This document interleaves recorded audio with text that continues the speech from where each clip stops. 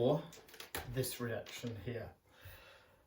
We've got barium carbonate being decomposed to barium oxide and carbon dioxide.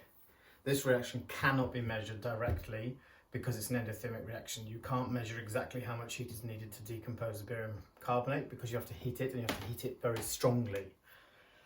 Now then, if we look up some enthalpy of formation data, which we can find in a data booklet.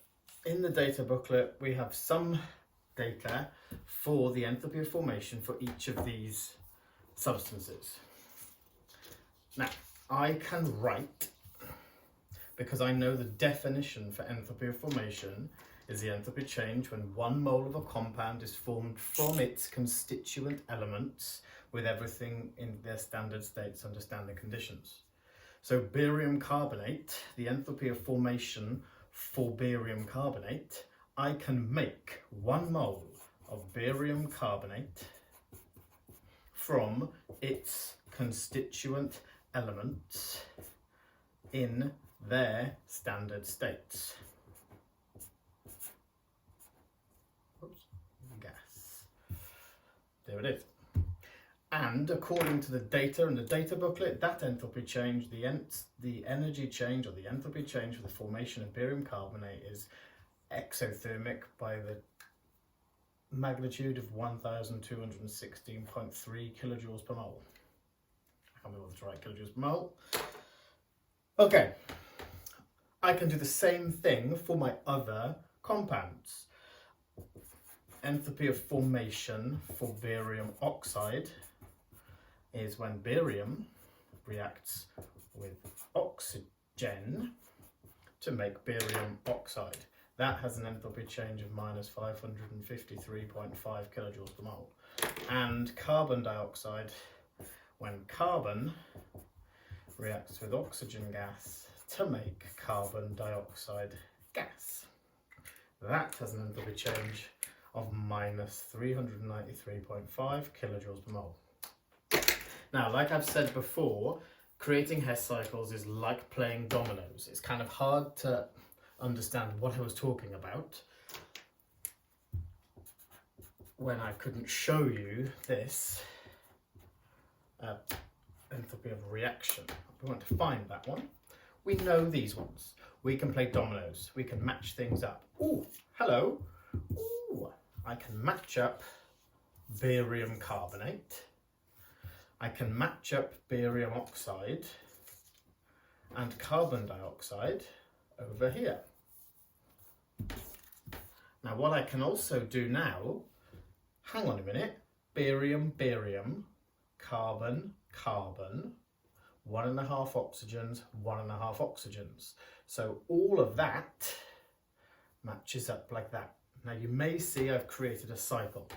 Now let me just write one out from scratch. We've been given formation data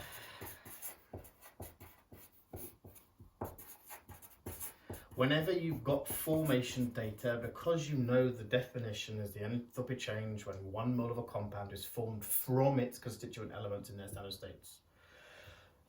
We know we have to have the elements to make my reactants.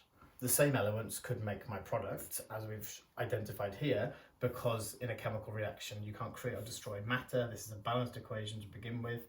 So you either use barium carbon and 3 oxygen atoms to make barium carbonate, or you could make barium oxide and carbon dioxide. So if I put the constituent elements for the reactants, which therefore by definition will also be the elements required to make the products for the above reaction. I've done 3/2 this time, but there we go. So there I have my elements, because I have enthalpy of formation data. Look at my arrows. The definition of enthalpy of formation is making a compound from its constituent elements. We have the data. Those elements, if they react to form barium carbonate, that energy change from here to here is minus 1,216.3 kilojoules per mole. We also have the data if those elements actually combined in a different way to form barium oxide and carbon dioxide, because it's balanced, these elements would combine to produce both of those.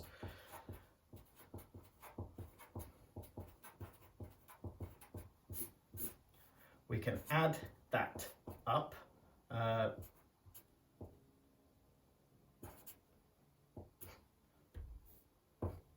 to give us the sum of the enthalpies of formation for my products in my above reaction. Now, according to Hess's law, I can calculate my unknown enthalpy change by going around the cycle and changing any signs for any arrows that I go the wrong way down. So I have to start with my reactant for the reaction I want to find out the enthalpy change for, and I'm going to end with the products for the reaction I want to find the enthalpy change for. I'm going to have to go that way around my cycle, a different route, but the energy change will be equal to the direct route. I'm going to go the wrong way down this arrow. So I'm going to reverse the sign. Minus 1,216 becomes plus. Whichever way you do it, either change the sign or do the mathematical process. I do not mind.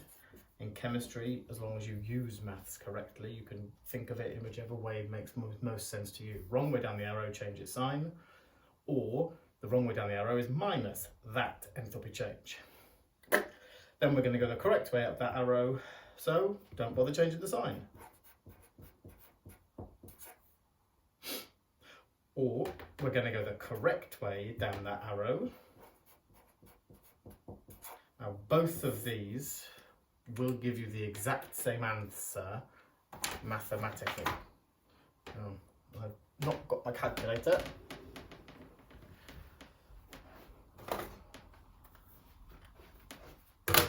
So let's shove it in the calculator. 1216.3 947. So my final answer is positive 269.3 kilojoules per mole. Hess cycle number 1.